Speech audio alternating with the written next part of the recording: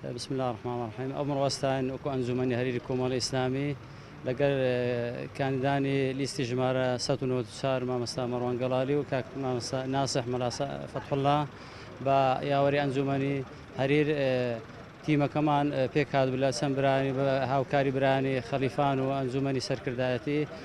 تيمة كمان قران دكان بدكان للآن خرشي حرير وبيشواشي قرم وقرمان لكراو زور هاوکار بوون. ئەمڕۆ لە درێژەی هەڵمەتەکانی بانگەشەکردن بۆ لیستی 1994 کۆمەڵی ئیسلامی هاوشانی برایانمان لە مەڵبەندی هەشتی سۆران و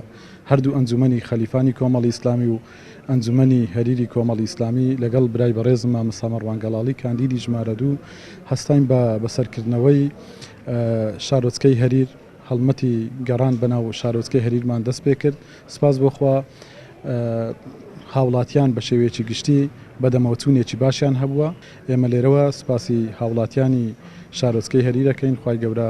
سەلامەتیان بکە و هیوادارین دەنگ و متمانە بە کاندیدانی کۆمەڵی ئیسلامی و بە لیستی 1994 کۆمەڵی ئیسلامی بەخش. و ئاستی پێشوازیکردنی خەڵکی هەریر ئەلحەمدولیلا لە ئاستێکی بەرزدان و کۆمەڵی ئیسلامی وەکو بڵێ ئاشنان بە کۆمەڵی ئیسلامی و ئەو هەڵوێستە جوانانەی کە کۆمەڵی ئیسلامی لە ڕابردوو بوویەتی ئەرچی ئێمەی زۆر سوک کردووە، یعنی ئێمە ئەتوانم بڵێم